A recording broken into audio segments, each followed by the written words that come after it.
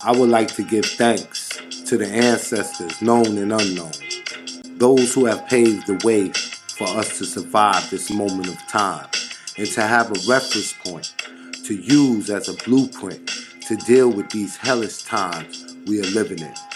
I would also like to give honor and reverence to the woman of the universe for your superior work, for bringing forth the spiritual information through the triple stage of darkness of your womb and giving birth to God. We would like to give reverence to the universe and praises to the indigenous. My name is Rahiem Shabazz, and this is Necessary Blackness Podcast.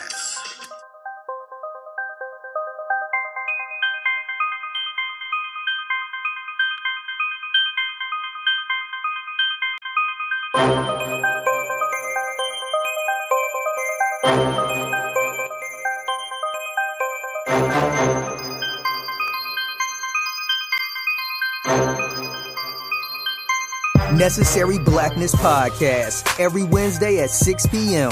with award-winning journalist and filmmaker Rahiem Shabazz. This podcast is only for those who are unapologetic, because the mind of the conscious man or woman recognizes no monopoly on truth. Truth is relative and always to be sought. Hey Atlanta, have you heard? True Laundry Detergent is now offering free shipping in the Atlanta area. Just text the word TRUE to 404-493-0523 or give us a call. That's 404-493-0523. True Detergent is 4 times concentrated and perfect for those HE washers. Just 1 ounce removes dirt, brightens fabrics, and leaves each load with a clean, fresh scent. Best of all, True contains no animal products, and it's safe for sensitive skin. Follow us on social media, True Detergent ATL. Award-winning producer Rahiem Shabazz continues the Elementary Genocide documentary series with the School-to-Prison Pipeline. That film exposes the social engineering done to African-American children in the school system. And his other film, Elementary Genocide 2, The Board of Education versus the Board of Incarceration, takes an even deeper look at the history of the American school system and how it was made to justify subjugating Black Americans. These films are on track to be the most discussed films in Black America. These films feature people like Dr. Boyce Watkins, Dr. Francis Cress Welsing, and many, many more. The documentary is available right now at elementarygenocide.com. That's elementarygenocide.com. Get your haircut with the latest styles today at Man Cave Barber and Beauty Salon. We're located in the city of Marietta at 903 Roswell Street. Ask for Robbie. Robbie is our general manager of our barbershop. Again, that's Man Cave Barber and Beauty Salon, 903 Roswell Street in the beautiful city of Marietta, Georgia, where you can get all the latest cuts and styles, so you can be looking fresh to death. Man Cave Barber and Beauty Salon.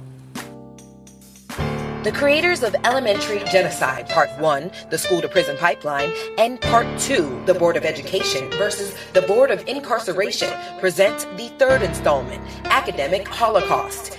Each film produced, directed, and personally funded by writer Rahiem Shabazz. Hollywood Chronicles says the documentary Elementary Genocide turns a critical eye towards the dehumanizing educational environment that criminalizes Black and brown youth by funneling them from schools to prisons. As the 3rd installment to the critically acclaimed series nears completion, we're looking to our legion of supporters to help us reach the finish line by making a donation today.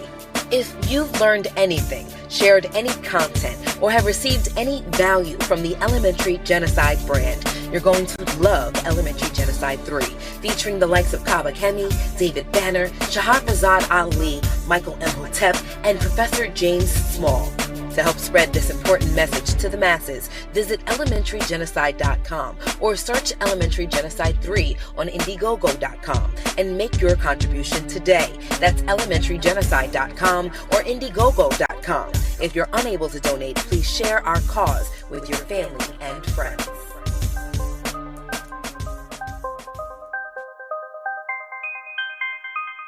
Peace and power, Black family. This is episode number 14 of Necessary Blackness Podcast, and I'm your host, Rahiem Shabazz. Today, we're going to talk about education and being fearless, and how education is the great equalizer. We're going to discuss a lot of things, what's going on in the news, what didn't make the news, and everything else. Now, not being afraid and living life fearlessly in a pursuit of happiness is not something you ask for or you seek permission for. You just got to do it. That's one of the things that we lack, is that some of us do not have the fortitude, the determination, or the motivation to just go out and pursue it unapologetically. Now, when I talk about not being afraid, I'm talking about the audacity to not be scared. Don't be afraid is written in the Bible 365 times. A daily reminder from God to live every day fearlessly. Now, when I speak of God, I am not talking about no pie in the sky. We don't deal with the pie in the sky religion over here. I'm talking about the divine energy that exists within us. So when we pursue education, we have to pursue education and be fearlessly about it. Now, we always have to look at history. So when we go back to the 1800s, we got Carter G. Woodson, who was born the son of a slave. He worked in the coal mines in West Virginia. At the age of 20, he entered high school and finished in 2 years. After getting a master's degree, he completed the coursework for a PhD at Harvard in a year. Now, how many people can do that within a year? Not many. In 1875, we have Mary Bethune, who worked in the cotton fields of South Carolina and was one of 17 children born to former slaves. She was the only child to attend school, where she excelled exceedingly fast. Eventually, she opened up her own school and hospital for blacks. Then we have Benjamin E. Mays, who was the son of a sharecropper born into slavery and worked in the tobacco fields in South Carolina. He was 21 years old before he even went to high school. He went on to be called the great schoolmaster of America and the top advisor to Martin Luther King Jr. They was fearless.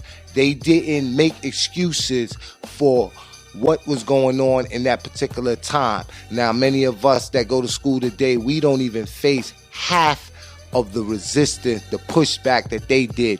Yes, we dealing with the school to prison pipeline, but they was dealing with the slave master, Jim Crow laws, the segregation laws, but they still was able to exert themselves because they knew that through education, everything imaginable was possible. And I recently spoke at Crawford Long Middle School here in Atlanta. This was the message that I gave them. You know, I told them about our history and how during the time of slavery, it was forbidden for us to read. You know, a lot of us are not reading, and that's why the illiteracy rate of today's generation is at an all-time low. So you got to imagine how important reading is. They knew that reading was their way out of servitude and to seek higher achievement. And let's be mindful, the three things that they had in common is that the education that they did receive, they took it and they used it to advance their race of people. And that's what we have to do today. That's what we have to do tomorrow. And that's what we have to do from this day on. Our great grandmaster teacher, Dr. Amos Wilson, tells us in The Falsification of African Consciousness that the education that we receive from the Europeans is one that make us dumb, welfare that keep us poor, religion that sends us to hell, and foreign aid to African that keeps Africa in poverty. You have to understand, the open enemy does not give you an education to empower you. If anything, it makes you a servitude on his plantation. The corporation that you work at, the 9 to 5 that you get up every morning and go to, that is the plantation of today. Your desk is your 40 acres and your mule is your computer. We have to step off of this plantation and become entrepreneurs and self-sufficient and start doing for self, and also to pull our resources. And one way of doing that is by being educated, and it's each one to teach one. My name is Rahiem Shabazz, and this is Necessary Blackness Podcast. Persons interested in broadcasting a commercial can reach us via email at necessaryblacknesspodcast@gmail.com. Necessary Blackness is distributed on all major podcast platforms: iTunes, Stitcher, iHeart, SoundCloud, Podomatic, and Google Play. We'll also promote your business and product across our various social media networks, reaching over 100,000 people daily.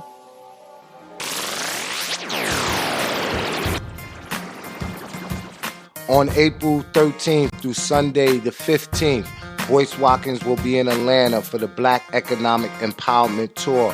Make sure you come out. He's going to be joined by several of his friends: Zaza Ali, Lamar and Ronnie Taylor, founder of Black and Married with Kids, myself, filmmaker Rahiem Shabazz, rapper Killer Mike, Dave Anderson from the Empowerment Radio Network.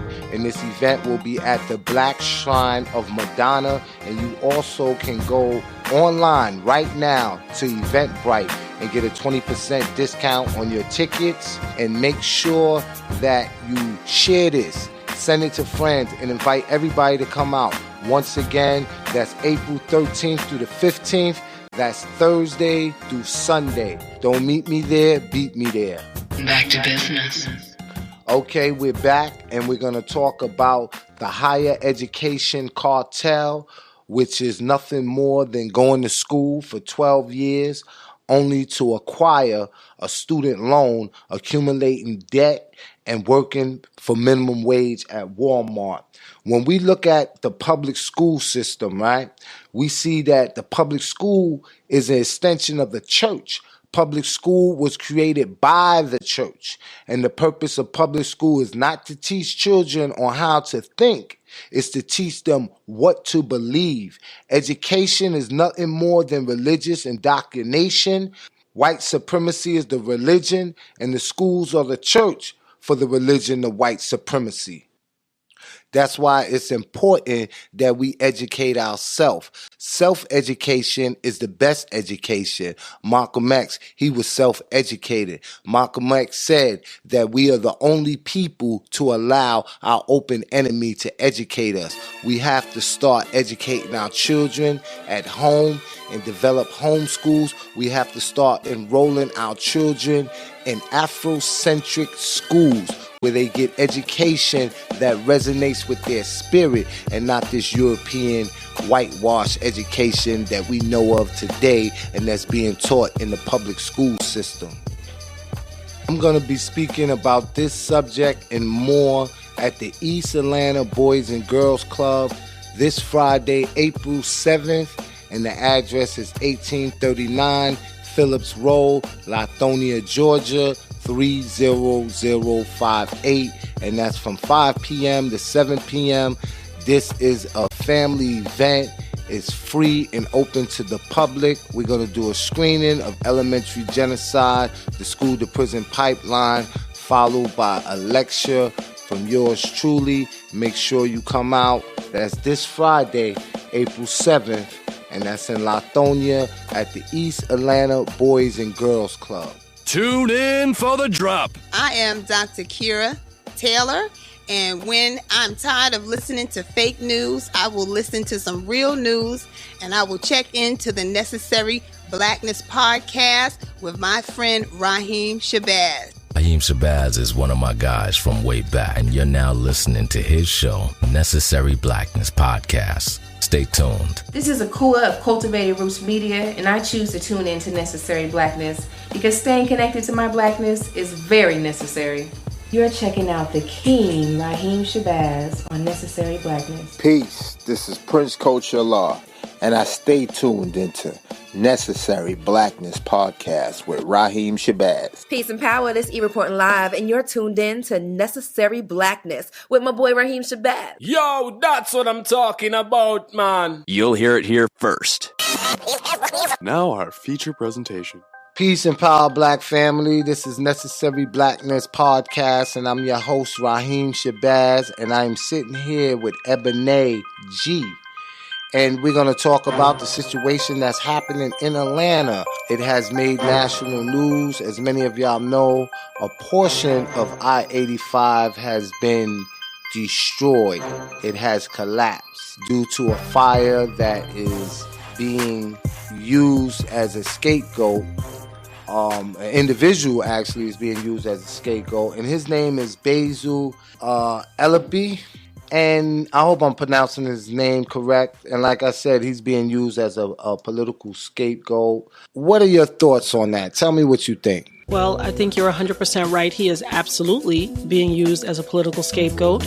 I think we need to address the number one issue, which is why is the DOT allowing flammable and harmful materials to be stored under public roadways and bridges and overpasses without, first of all, they shouldn't be there. But secondly, why are they unsecured where anyone can access them?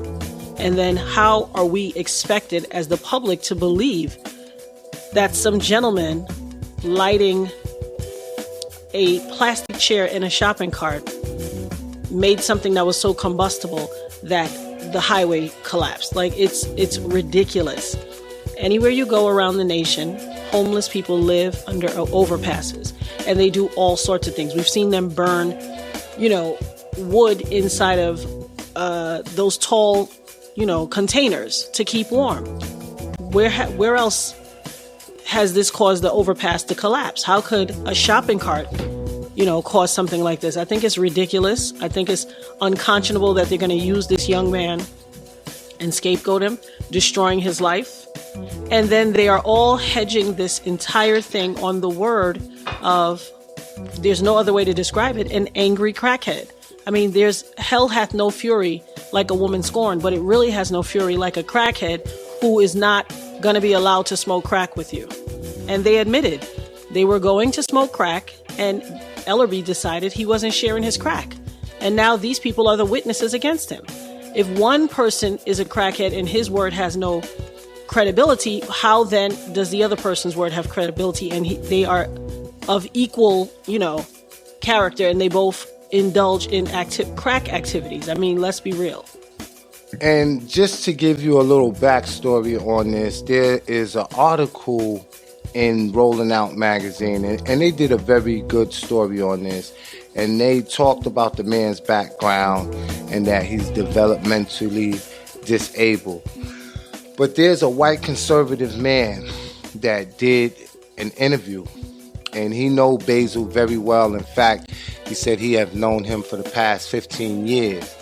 And he went on to say that he allowed this man to live in his house for several months. He provided him with a job. And he said that he was always respectable and polite, and he trusted them around his wife and kids. And he find it kind of hard to believe that this man was capable of doing what they said he was doing. Another thing that he said is that his cognitive skills was off, that he had the cognitive level of a 12 to 14-year-old, and that he would play with PlayStations and different things like that. My personal belief is this: there is a lot of money to be made from the building of that highway. I passed by there today, and directly across from the highway, ironically, is a cement company. Now, I wonder if they got the contract for that job, because it's all about money. Anytime there's a problem, you always follow the money. And this guy, I think, is being used as a political scapegoat. And the question to be asked is, if he does go to jail, if he is found convicted, when he comes out of jail, he's still going to be homeless. So it doesn't address the underlying problem. Now, me and you, we was talking earlier, and you was telling me about the GDOT and certain procedures that has to be done in order to get a highway approved. And you was talking about money that was allotted during the Obama administration. Can you go into that story and let our viewers know what it is that GDOT does and how a situation like this plays into it? Absolutely. It's my pleasure. So I formerly was employed by the Georgia Department of Transportation. And yes, there is a process by which all infrastructure repairs, bridges, highways, overpasses, local roads, how those contracts come to be. They start out with a proposal, and this initial process is called a let date. So a group of people sit around and say, this piece of property needs, repaving, this highway needs work, and they create an entire list of all the proposed projects. This is when all contractors, because the Georgia DOT doesn't physically do the work, they hire contractors to do the work. So this let date allows contractors to place bids for the proposed projects and to win those projects. That was part of my job in the DOT, was to receive those bids, to just, so they can, the higher-ups could make the decision on who got what bid. These things are typically from the date of the let date to the date of the start date can be 5-10 years. I would almost guarantee if someone were to go back and look in those records for the DOT for the let date for work on I-85 overpass, I can almost guarantee you that you would find some type of project associated with this that probably was never funded. And so they come up with these, this is my opinion, but I truly believe it, they come up with these catastrophes so that the federal government will kick in the funding and allow the work to be done. Now, when the federal government creates a state of emergency and kicks in the funding, they're going to get more revenue to fix that roadway than they would have gotten on an original proposal to fix the roadway. I promise they decided today to release a statement that they could finish the job in 10 weeks. A job of this magnitude to finish in 10 weeks would mean that you have plans already drawn up, because the process of having the plans is a long, invasive process. So I find it very strange that you could propose that you would complete this entire rebuild in a 10-week period when it takes almost that long just to gather materials, draw plans, and things of that nature. It just is a little bewildering to me. And just the fact that Basil Ellerby is developmentally disabled, I believe they saw him as the appropriate fall guy. I think this is a continuation of the attack on homelessness, because Atlanta is heavily gentrified. We know that. And if they continue to push the narrative of this scary black crackhead, people will jump and sign on board to close Peachtree and Pine, to close all the other homeless shelters in the area so that this city can be completely gentrified and the people who made Atlanta what it is can be moved out. And I just find it to be highly unfair. Now, one of the things that you said that I think is real profound and people need to pay attention to is that you said it's an 8 to 10 year process. So this was strategically planned, and we have to understand that we're dealing with a wicked government. Now, all y'all, you gotta remember, we're in the South, and this is the Bible thumping state. So we're gonna go to the Bible, where it tells you we're dealing with principalities and high places. That's exactly what's happening here. Certain municipalities in Atlanta refuse money that was allotted to build the highways because of Obama. And me and you talked about that. Could you elaborate on that a little bit? Sure. So when Obama was designating funds for the Reinvestment Act to improve in local states, their local roads, their infrastructure, their highways and byways, many of the states took that money and were happy for it and upgraded their states, because a lot of the infrastructure was getting old, it was wearing away. They knew that they had these massive water mains that probably were up for or were due to be, repiped and upgraded, things of that nature. So Georgia was one of those states, because it's such a red state. They didn't want all of this improvement to bear the name of Obama. And so a large percentage of that money was rejected and sent back to the government. They didn't want the money because they didn't want to have to attribute this project was done by improvement funds from Obama. Now, there are certain places, certain cities and municipalities that did take the money. You will notice if you go downtown Decatur, what is Candler Road, but it becomes South Candler Street. Once you get into downtown Decatur, you'll see how just beautifully paved and redone that entire segment is. And I remember those dollars were done with that reinvestment money from Obama. They didn't want that to be the case all over Georgia. And so they rejected the money. And I wondered back then, how are they going to meet the financial obligation to fund all these projects that need to be done if you gave that money back? What method are they going to utilize to be able to get this money back? Once you rejected it, how do you get it back? I mean, it's so easy to see through now that they've called a state of emergency, caused this place to collapse and blow up with these flammable materials under public roadways, jeopardizing all of our lives. And now the federal government has kicked in way more dollars than they would have ever have gotten if they had just taken that tax money. And first and foremost, I think it's insulting to us as constituents, as citizens of this country, to know that every day we travel the roads with our families and our children and ourselves, going to work, commuting, and at any given time, we could be subject to such a heinous, disaster occurring with this fire, with these flammable liquids, with these combustible materials that could take away our lives in your daily commute to work. Like, how is that your government protecting you? And, the scripture you made reference to, that was Ephesians 6:12. We fight not against flesh and blood, but against principalities and high places. And it's very profound that you brought that up, because that is exactly what is taking place. I think it is incumbent upon us to wrap our arms around Basil Ellery and stand with him. And the long and short of it is, what's happening to him could happen to any one of us. And who would stand with us?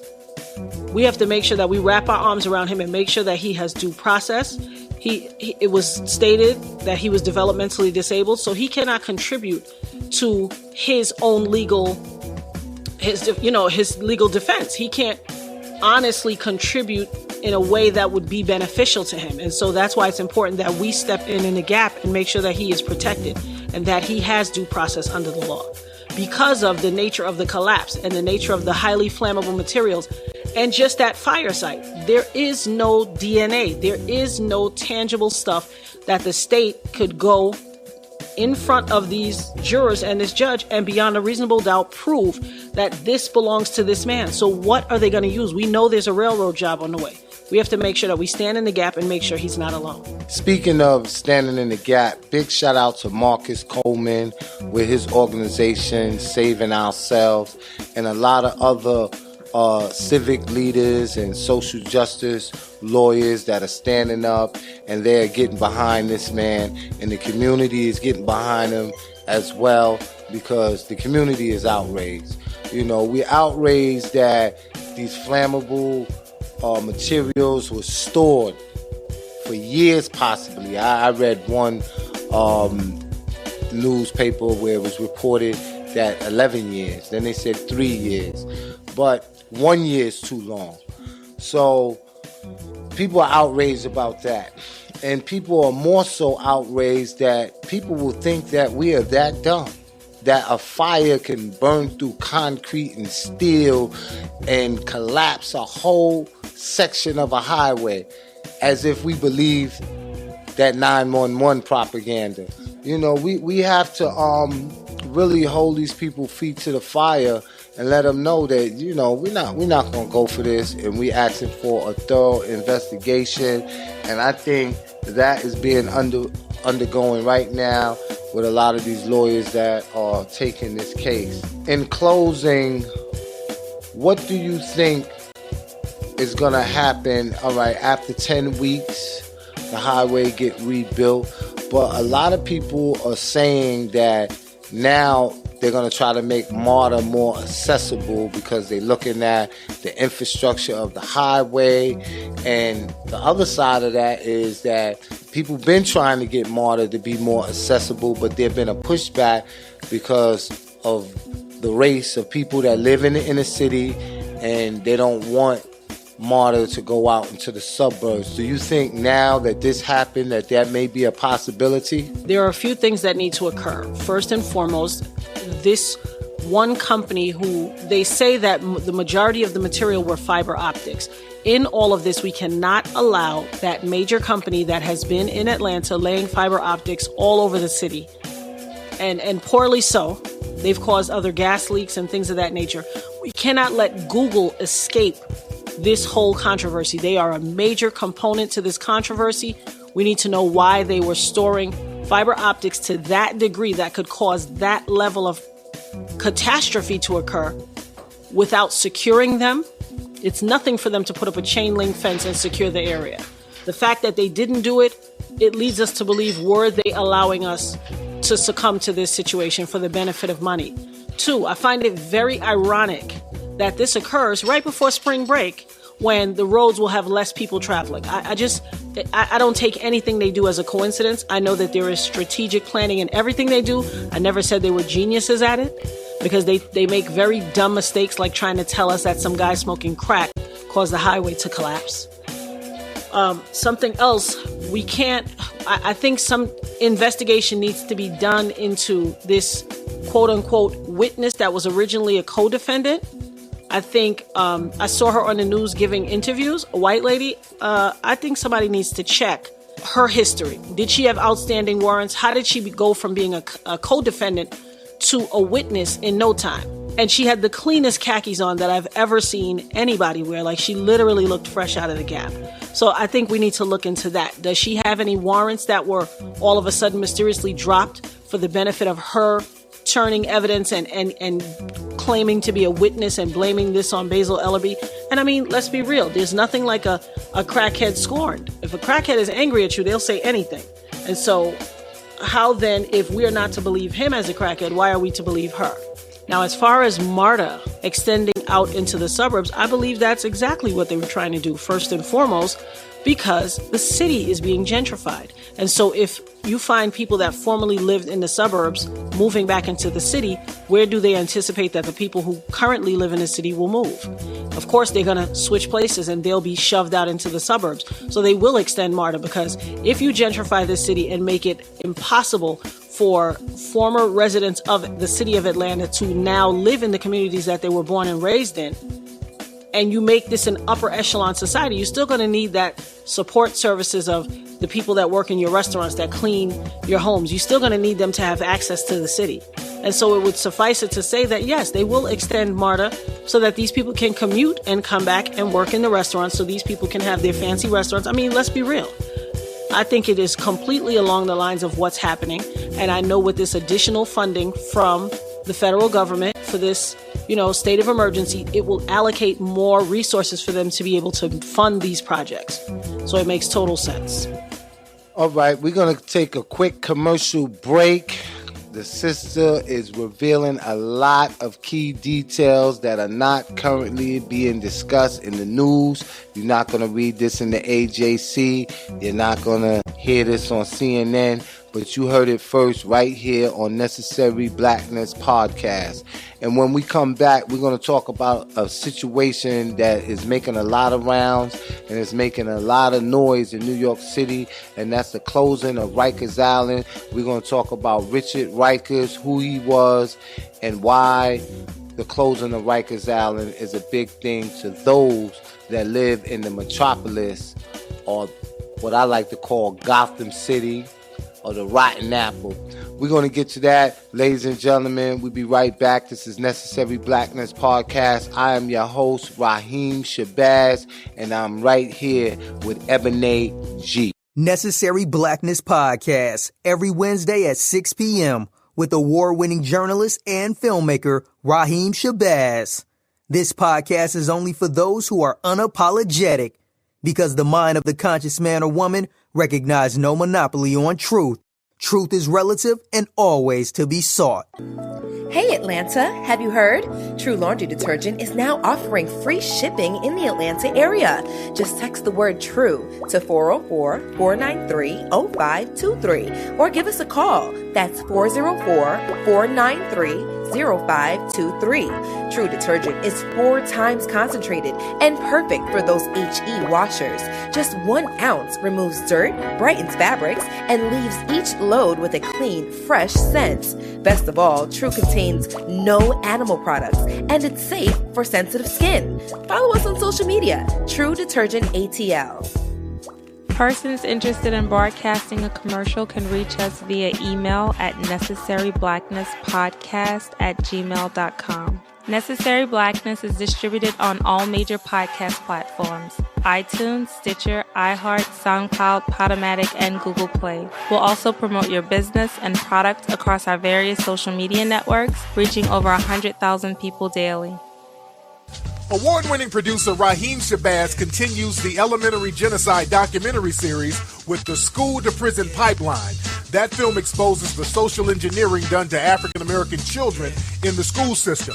And his other film, Elementary Genocide 2, The Board of Education versus the Board of Incarceration, takes an even deeper look at the history of the American school system and how it was made to justify subjugating Black Americans. These films are on track to be the most discussed films in Black America.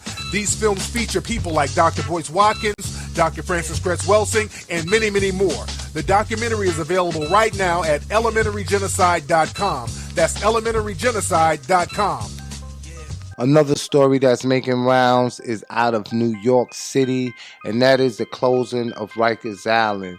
Now, for those that don't live in the big metropolis, not familiar with Rikers Island, this is one of the biggest correctional facilities in New York City. Now, Rikers Island is real peculiar, and if we're going to... One of the things we need to do is go back to the history of Rikers Island. We need to know the person who it's named after. And that person, he's a white supremacist, and his name is Richard Rikers.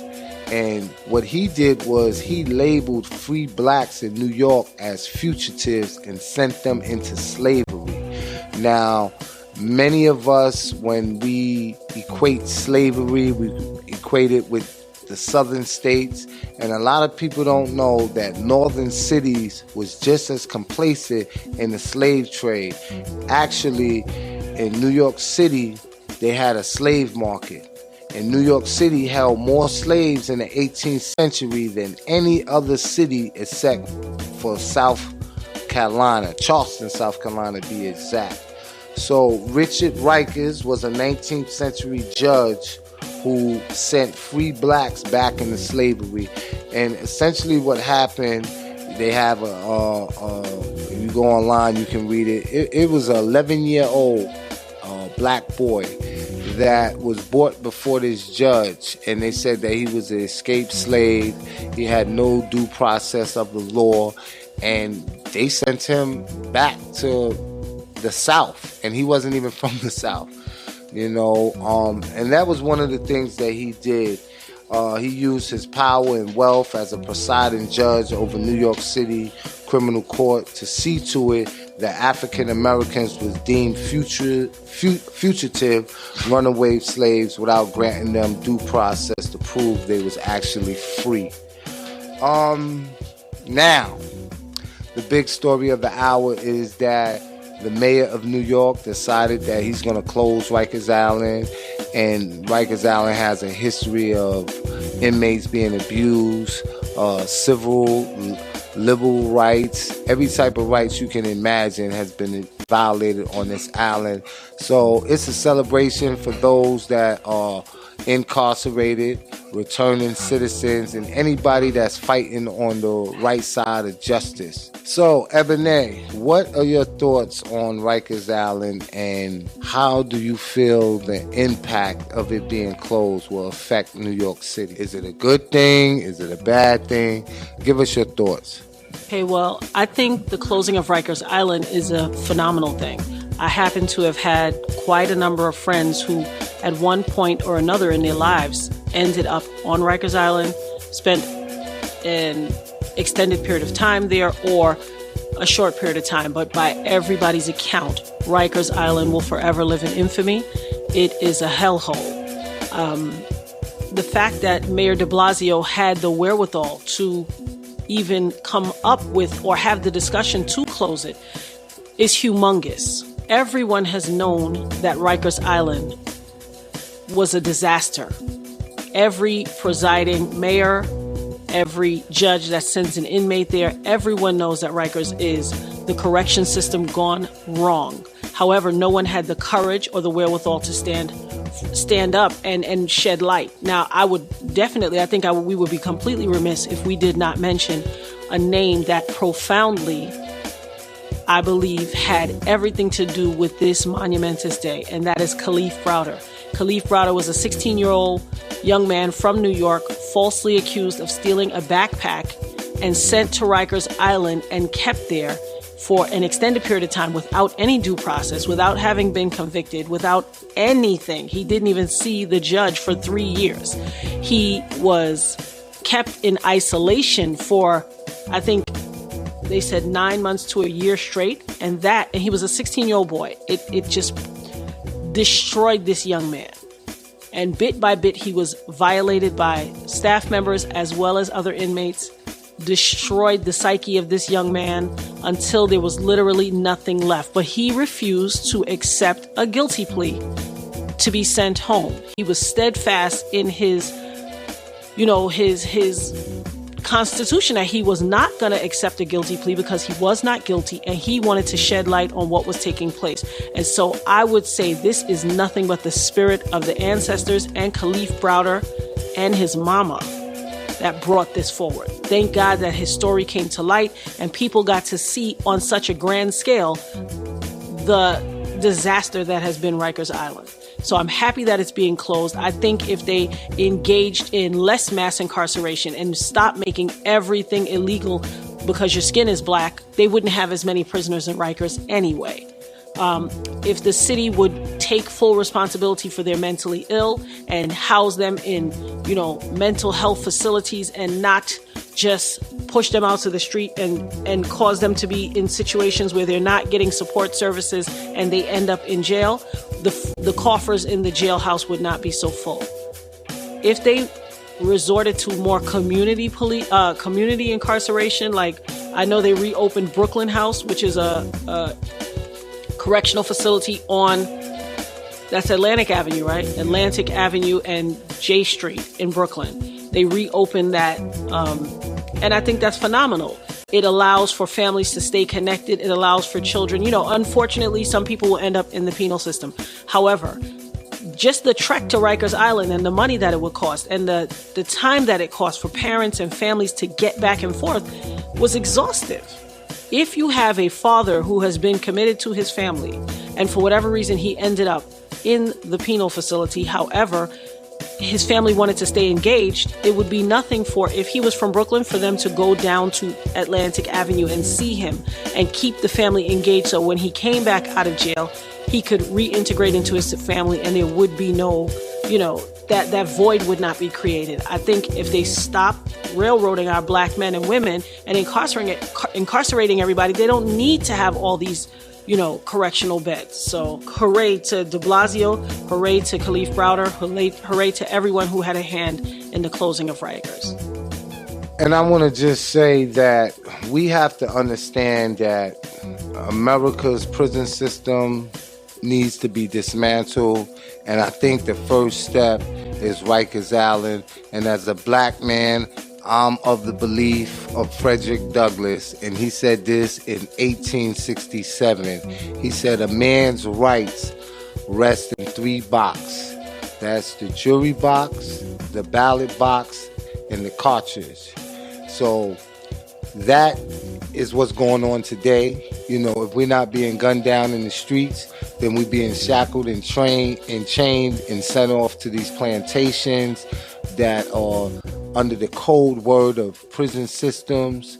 So not only do we have to dismantle the prison system, we have to get the political system in order. And we have to do that by getting courageous individuals like the mayor of New York City that's going to say to hell with the union. He's going to do what's right, and he's going to be on the right side of history.